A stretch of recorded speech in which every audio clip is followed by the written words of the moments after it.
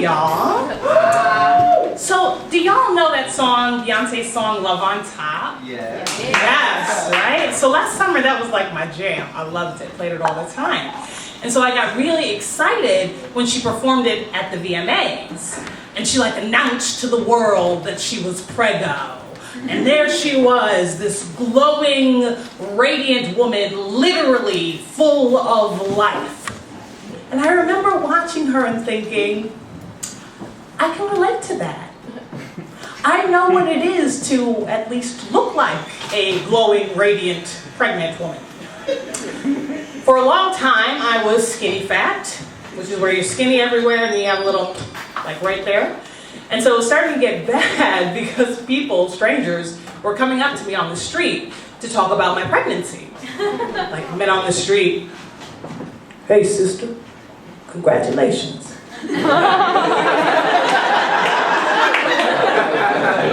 On what? I'm not pregnant. On the subway? Oh, do you want to sit down? No, I'm gonna stand. With everybody else is not pregnant. In yoga class? Oh my God, I saw you doing headstand in yoga class. Can you do that when you are pregnant? I don't know. I'm not pregnant.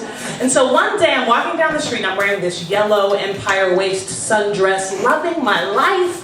And I walk by the stoop and there are these two girls sitting there. And as I go by, I hear one of them say, oh, look at her belly.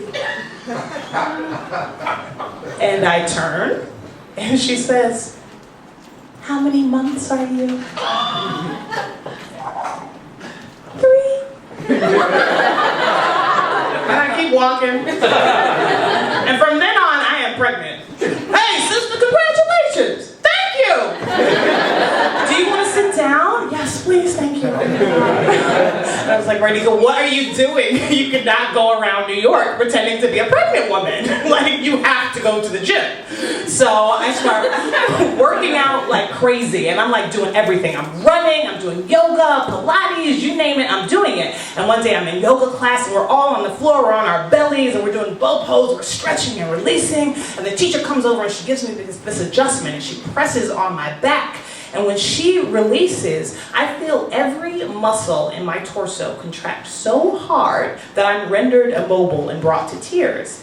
And it gets so bad that one of the other students comes over and she's like, oh my God, are you okay? I'm like, yeah, I'm okay. She's like, do you need an ambulance? Yeah, an ambulance. And so the EMTs arrive and they race over to me and they put me in this little weird chair and they strap oxygen to my face and they wheel me out into the streets of Soho and then they throw me on a gurney and we are on our way to the ER. And we're riding along and I hear the EMTs talking to each other and one goes, oh yeah, that's a hernia. Look at his stomach, it's getting bigger by the second. I'm thinking, is it really getting bigger? Or can he see that I'm skinny fat? So, we get to the hospital and I'm the yoga girl with the hernia and the doctors are racing over to make sure there's no internal bleeding and they're like, oh my God, ma'am, are you pregnant? And I say, no, I'm a lesbian and I am skinny fat. They give me a sonogram, no baby, and it's off to the CAT scan. So I have my CAT scan, and I get out, and one of the doctors comes over to me, and he's like, Miss Reddick, you have a very large mass. We can't see your uterus. I'm like, okay. And you know, they say mass because if they say the T word, you start thinking of the C word, and you get a little freaked out.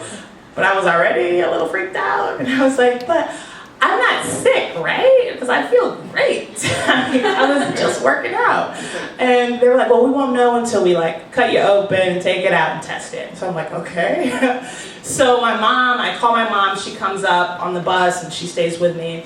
And the next day I have an MRI and I talk to my surgeon and he's like, you know, Miss Reddick, I was really worried about you when I saw your CAT scan. But after seeing your MRI and giving you an exam, I feel confident that this is just a very large fibroid. And I'm like, oh, okay, great. And he's like, Miss Reddick, do you want to have children? You know, I've always been on the fence. You know, I think I would be a good mom, but I don't have any money, so. And he says, well, Miss Reddick, we're gonna give you a hysterectomy. We're gonna take out your uterus, we'll leave your ovaries. And I said, okay. And I didn't know if I wanted to have kids, but suddenly not having the option made things a little clearer.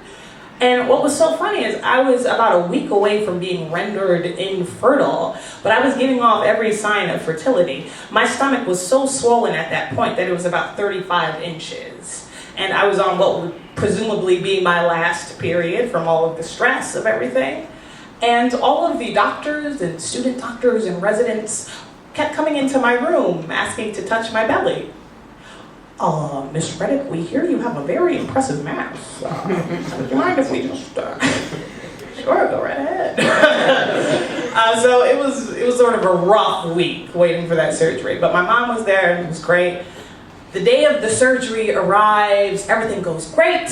I wake up in the recovery room, the doctor's like, oh, Miss Reddick, you're fine, everything is fine, and we left your uterus.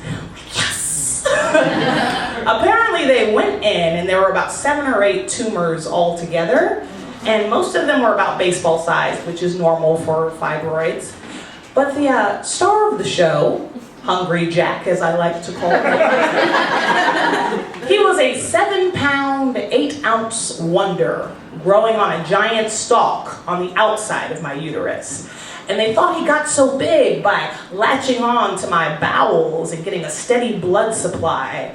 And then when he got bigger, he latched out and grabbed my bladder, and he just kept like reaching out. And he was so big that he had stretched my uterus to 20 weeks, which is about how big it is when you're 5 months pregnant. Yeah, so he was huge.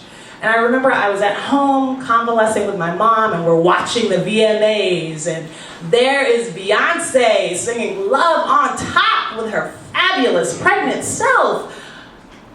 And I started to think about Hungry Jack and what it takes to become a tumor of that size, to grow to enormous proportions, pushing all the other bitches out the way.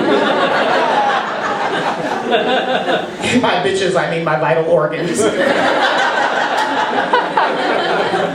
But my tumor was the Beyonce of uterine fibroids. Curvy, larger than life, dense, was fierce. And he came with his own backup dancers. Hungry Jack and the Jackettes. He was a star. And people always ask me about him. They're like, what happened to it? What they do with it? Where is it? Did you keep it? You know, you want the best for your tumor babies, but Hungry Jack is probably in a biohazard bag somewhere, rotting away. But I am here, alive and well.